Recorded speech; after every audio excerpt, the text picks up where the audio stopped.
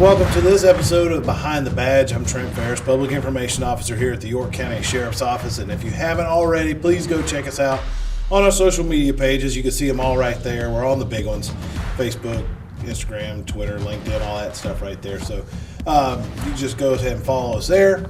And while you're at it, do us a favor, go to our website, yorkcountysheriff.com, and you can sign up for these things called Notify Me alerts. And that's alerts that we can send directly to you, to your phone and email if anything major happens into the county, like a very huge event. So you're not going to get random messages from us that's not important. If you get a message from us via the Notify Me app, it means it's serious and we want to let you know about it. This is all to get you, the people, our friends, our citizens, the people who we serve in York County, the right information at exactly the right time so you can make right and informed decisions about your personal safety.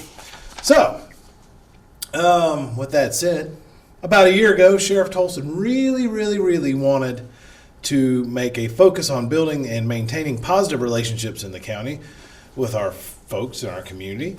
And he created a sort of kind of new position called the Community Relations Liaison, which was prior called the Crime Prevention Officer. But it's also, kind of intertwined and intermingled there. So through community meetings and events and crime safety prevention methods and all this would flourish, he hired the best man for the job. The best man suited for this job. His name is Johnathan Gilbert. He is a corporal here at the York County Sheriff's Office, and he is our Community Relations Officer, Liaison, our guy who goes out there into the community to talk and meet with you and talk about stuff.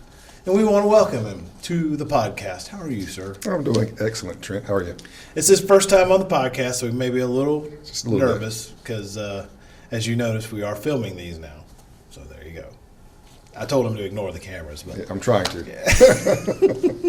All right, so this is your first time on the podcast. We do a thing. It's just like get to know you. Getting to know you, getting to know our people here. And in the last couple of episodes we've had people who've been on the podcast before, but this is your first time. So first, tell us a little bit about yourself. How long have you been in law enforcement? Why did you get in law enforcement? So on and so forth. All right, so I've been in law enforcement now for 18 years. Started off as a probation officer here in York County. Did that for a year and a half. Realized that I'm not a behind the desk kind of guy. I wanted to get out there and do more. And so I left probation and went to Fort Mill. Did 17 years with the town of Fort Mill. Loved that. Played many roles there. Did start off on patrol, night shift and day shift. Then I was an SRO. Did that for a little bit. Started off at Springfield Middle School. So shout out to the Mustangs. Left there and I was the community guy for the town of Fort Mill for a few years until COVID hit. COVID hit and that kind of messed me up a little bit. Did a little bit of this, a little bit of that. Ended up back in the school. I got wind of the position opening up here at the York County Sheriff's Office for this role and jumped on it. And fortunate enough that I was able to get this position because it's right up my alley and I've really enjoyed it. Never been happier. So that's why I'm here, and this is where I belong. I got into law enforcement from Winthrop. Sorry, I didn't mean to ignore that part of your question. I actually went to Winthrop to be a teacher. I wanted to be a band teacher. Go figure. Doing nothing with my music degree, but a buddy of mine, Blaine Lars, he really wanted to get into law enforcement. He talked about law enforcement daily. He was probably one of my best friends at Winthrop, and I just kind of brushed him off at first. But the more he talked about it, the more I was like, you know what, that does sound really cool. And by my senior year, once I had enough credits to graduate with a music degree, I told my mom, I said, hey, I think I want to stay a little bit longer and finish up my sociology degree. And so I ended up with a degree in music and a degree in sociology. Oh, wow.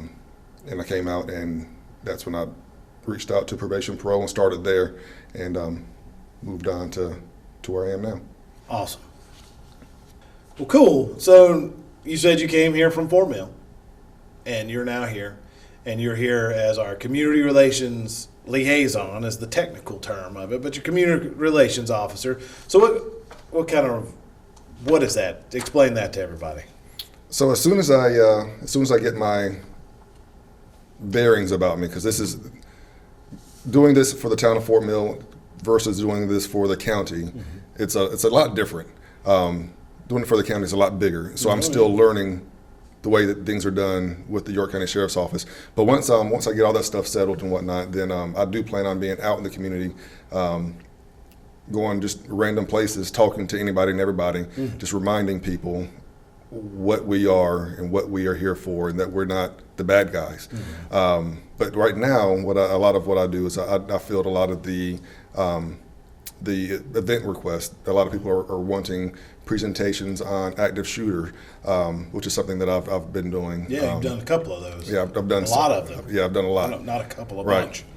Done a lot of those. I'll go out and do site security assessments. If somebody wants somebody from the law enforcement coming out to give them some ideas, not ideas, but let them know what their strengths are, what their weaknesses are, and keeping their business or homes secure, safe and secure, then I'll go out and do that as well. Just a lot of public speaking, a lot of just event managing and whatnot, because there are a lot of events that come in, and a lot of the times they're not requesting me, they're requesting mounted patrol or the SWAT truck and that kind of thing. So cool. So you say you're going to get out there and just go meet folks, and part of that is like you and I have gone to recruiting events, and I mean part of that is kind of getting out there as far as you're not necessarily a recruiter, but you're kind of a voice for the recruiters too.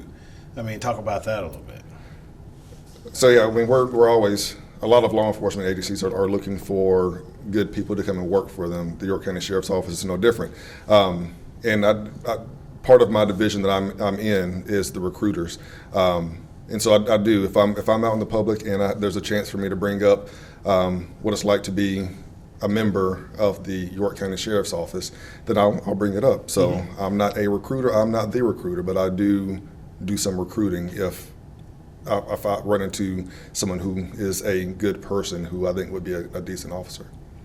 That's right. We're looking for good people to turn into great police officers. Right.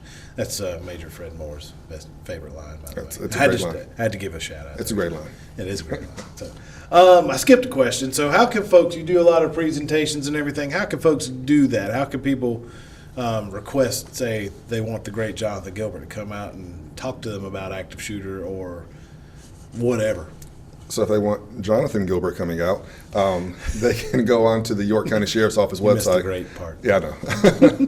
Go to York County Sheriff's Office website, and there is a link for community events request. You fill out the information on that link, and you hit submit, and it comes straight to me, and I'll get it on my calendar, and I will send an email or call you as soon as I can, which is usually within a day or two. So even prior to you coming here, you were on our crisis negotiators team. Yep. Yeah, when you were at Fort Mill, and still you were a part of that team as you came here. I am, yeah. You're still so talk about that. So the SWAT team here is a multi-jurisdictional SWAT team. I consider the negotiators as part of the SWAT team, not a separate entity or anything. And so back when I was with Fort Mill, early on in my career, an incident happened, and I ended up having to negotiate a guy for a few hours. It was a successful ending, and some of the negotiators that were on the team then talked to me afterwards. Fort Mill sent me to some negotiator classes, and when I was done with getting certified as a negotiator, I did apply and went through the process of being a negotiator on the team, and I got selected to be on the team. And so I've been doing that for 14 years now, I believe, being a negotiator, which is pretty interesting position to have. Get to talk to a lot of people that just need someone to listen to them, and it's been fun. Yeah, I mean, is that something that you expected to get into as being a negotiator? I mean, because that's just something that you just now like to do or love to do. Right. No, I didn't know anything about it, and when that first incident that I had, I didn't have any training or anything. I went by what I saw on TV. You know, you see guys on TV put their guns up. I'm not going to do anything. I just want to talk, and that's exactly what I did. And I talked for 4 hours, 4 to 5 hours, and it was a successful ending, like I said. And after that, I was like, that was pretty cool. And if anybody's ever out, on the fence of wanting to get into law enforcement. A lot of people think that that's what it is. It's like law enforcement officer out there with, the gun. Everybody sees the SWAT team. Mm-hmm. But we use our brains and our mouths a lot more often Right. than we do the stuff that's around our belt and on our Right. vest and everything. So, Right. I mean, is that part of the whole, Well, negotiated part? the biggest part of the negotiating is just being an active listener. You have to know what you're hearing. You have to pay attention to what you're hearing and know what to say.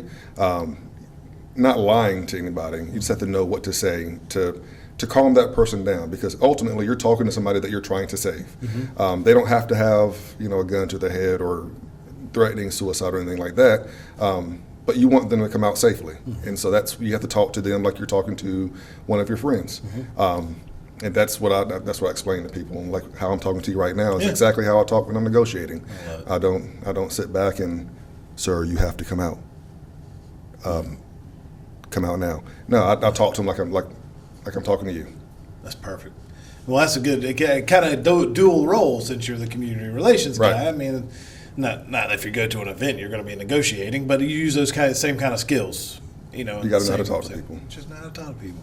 That's why I like doing what I do. I like to talk to people. And you do a good job, Trent. And my wife says, so you could talk to a brick wall. It's like, yeah, I know I can talk to a brick wall because I just like to meet people and talk to people. So, But a brick wall's not but a person. the problem with me being a negotiator is that oftentimes when there's an event where there's a negotiator involved, there's also a role of public information involved. So This is true. I can't do anything like that because I have to get the right information to the right people at exactly the right time so they can make right and informed decisions about their personal safety. Right. See how I did what I did there? What you don't know at home is on top of all this pile of stuff that Johnathan has done, or does here, he is also the backup to this, yours truly. He is the quote-unquote assistant public information officer, if you want to call it that. He is the guy who takes care of things if I decide to say, hey, I need to take some vacation time. Or if I go to the South Carolina Criminal Justice Academy for 2 months. Funny story for everybody at home. So Johnathan gets hired. Johnathan comes to work. He has to go through our field training process. And as soon as he gets done with our field training process, he said, hey, Johnathan, go talk to Trent. He's going to the academy in a week. So literally in 1 week, I had to teach and tell Johnathan how to be the public information officer and do that role for 2 months. Which I can tell you, it takes a lot more than a week to learn the PIO duties, because it is stressful. Very stressful. I did not mean our relationship to start off on a bad note. Oh, no. It was a great learning experience, but it was stressful at times. I'm just thankful a large event did not happen Right. while I was at the academy, because that would have been stressful on me. And so, and you did a great job. You did a really good job. I had a lot of great help. That's one of the biggest things that I've seen here is that nobody is shy about helping out. And so I had a lot of great people over my shoulder helping me out. Well, And you were always a phone call away as well. That's true. We got breaks at lunch. Mm-hmm. I got a break at lunch. I got a break in the evenings and this and that, whatever else. And I had to leave my phone. You can't take your phone around to things at the academy, so I had to leave it in my locker in my dorm room, and I had to come back and I'd see missed call, Johnathan. I was like, oh no, what's going on? Oh no! And it was just a simple call, simple something question that happened, and then and luckily that is over. That is beyond us now. No more vacations, no more classes. No, I'm still taking some vacation Nope, time. not for another 5 years. Don't say that to me. Well, anyway, so we've done all the cool stuff talking about what you do here, your role here, and the stuff that you do on the side, and this and that, whatever else. So now we're getting to the fun questions. I like fun. The getting to know you questions. Okay. This is a thing I do with the new people on the podcast. Okay. And I've even done this with people who've been on the podcast before, just random, different new questions. But since this is your first time, we're going to give you the getting to know you questions on the podcast. So, Let's do it. So when you do meet Johnathan out in public, you can ask him these same questions and why he likes the way he likes. Don't do that. Don't do that. So you have to go in the Wayback Machine for this one. But what was your favorite subject in high school? So my nickname is Doogie Howser. I skipped all of high school. Just kidding. Just kidding. No, my favorite subject in high school, I would say Band. I know that I was a band geek. I don't really like that term band geek, but I was all about the music. I marching band, symphonic band, jazz band. I was all about music, and so yeah, band was my favorite class. Band was your favorite class. What instrument did you play? I played the trombone. See, that's another thing. I think Johnathan and I may have been separated at birth somehow. I know that if you're listening to the podcast, there's no way to notice, but if you're watching, there's distinct difference between Johnathan. I'm not just saying, whatever. You can fill in the blanks. I also played the trombone in school for a little bit. I was like, there's no way. We have so much in common. So that's why you're such a great person to have in my back pocket when I need help. So anyway, but that's it. What was your very first job ever?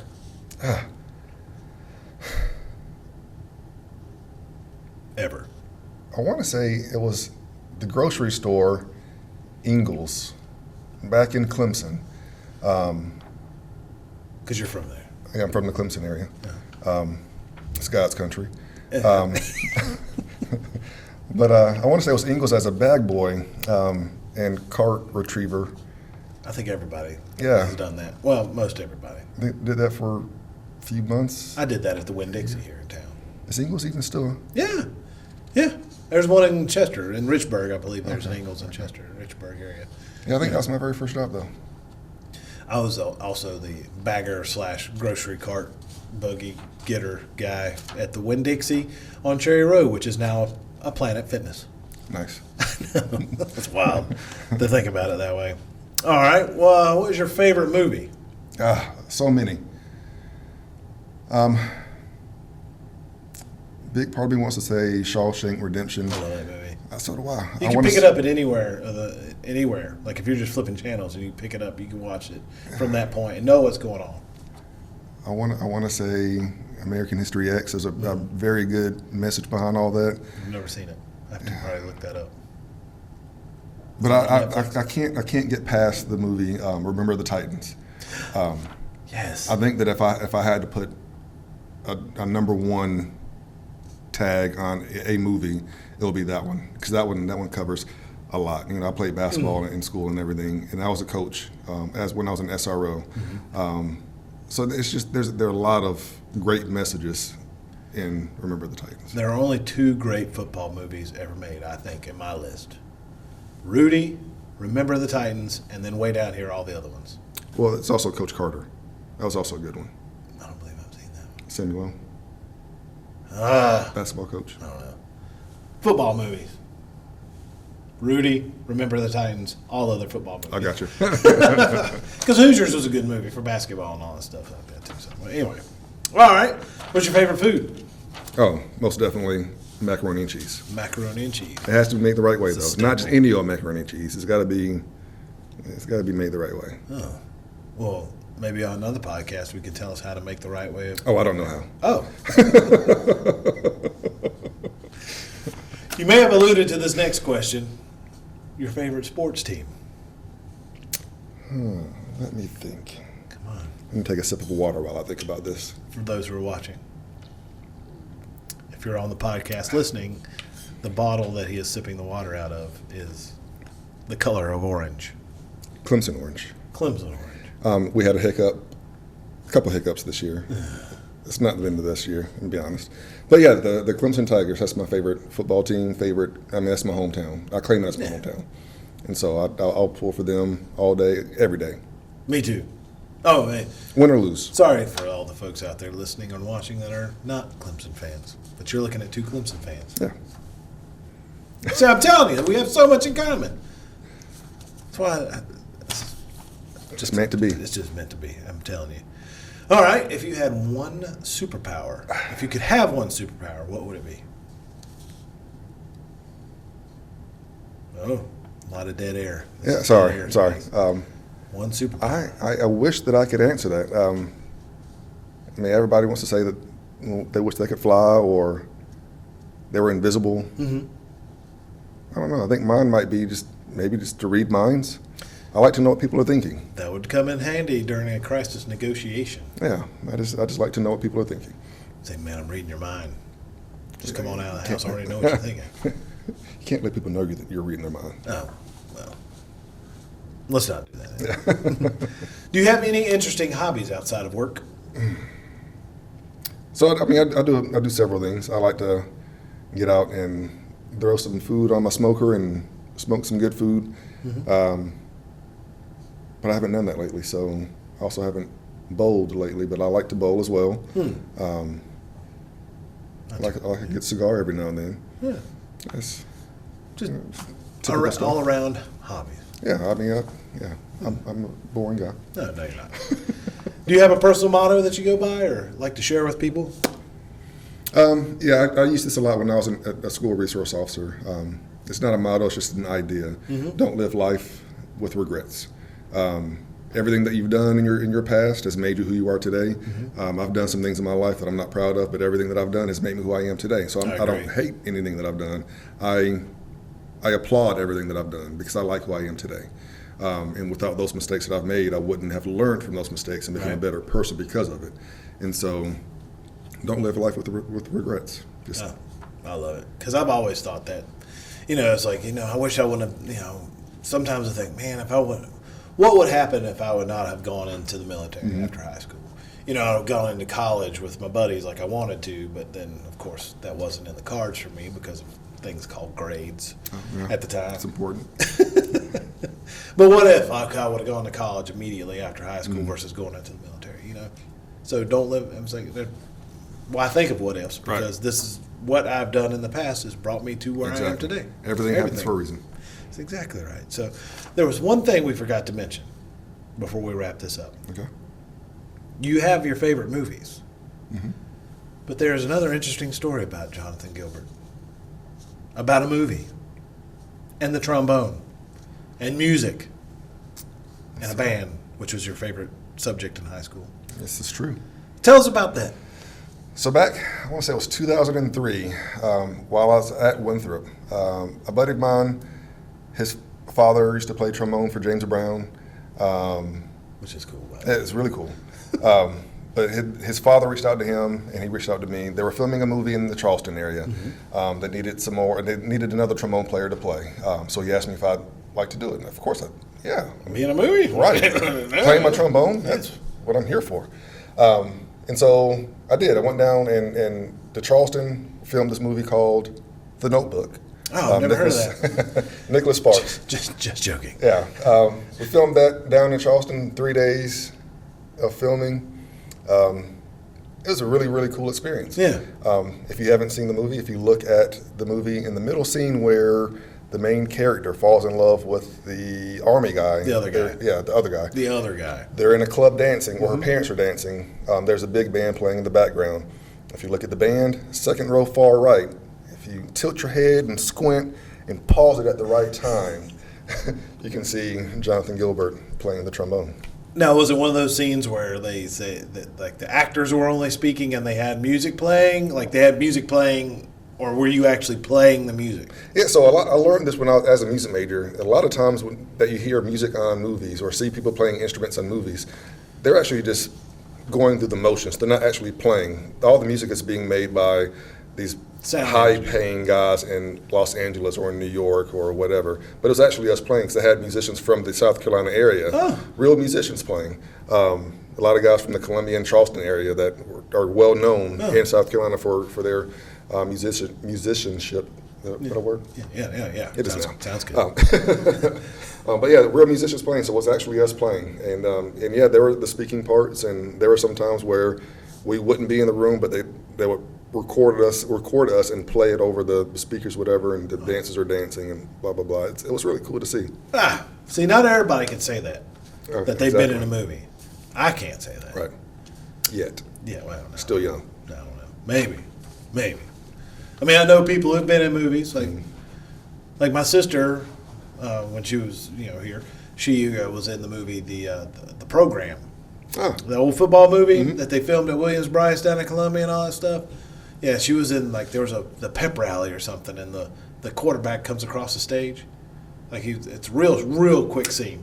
I mean, it's real quick. Like he's coming out to this pep rally or something, in the sound booth, in the middle of all the people. She was in the sound booth. I mean, did she have an IMDb account? No. Do you have an IMBD account? I do not. You don't get the Screen Actors Guild card I do for not. being your role like that? It wasn't that big of a role. Did they put you in the credits at the end? Banned. They did not. I don't think. I haven't seen it in a while. I'll have to go check. So. I highly doubt it, though. As we digress, we want to thank you, Johnathan Gilbert, for coming by the podcast today. Thank you for watching Johnathan Gilbert on the podcast today and listening to Johnathan Gilbert on the podcast, because it's just interesting to meet new people, meet people at the sheriff's office, learn a little bit about them, learn about the stories, learn about the job that they do here, and the good job that you do here. Because in a couple of weeks, we will be together in Cabela's. at Cabela's in right. Fort Mill for a recruiting event. So if you're interested in learning more about the York County Sheriff's Office and learning about the opportunities that you can have here, come talk to Johnathan about it. Come talk to me. I'm going to be there with you. December 17th, 10 a.m. to 2 p.m. Not just the enforcement side, but detention side as well. Yeah. So if you're interested in either one of them, come on out. And we're going to be up there, and we'll talk to you all day. Well, not all day. 10 to 2. 10 to 2 about the York County Sheriff's Office. So. The recruiters will be there. All right. We'll put more about that stuff on our Facebook page, all of our social media pages. So do us a favor. If you're listening to it, go follow us on our social media pages. We're on all the big ones: Facebook, Twitter, LinkedIn, Instagram, blah, blah, blah. All of, TikTok. We're on TikTok now. Don't do a lot on TikTok, but we have TikTok. I mean, I'm going to try to do more. I think you should. You may see Johnathan in a couple of our coffee jokes. Or just Trent doing some dances. Coffee jokes. So, all right, folks, and go tell your friends about it, the podcast, if they're interested in learning more about the York County Sheriff's Office and what we do here. Johnathan, thank you. Thank you for watching and listening to YCSO Behind the Badge.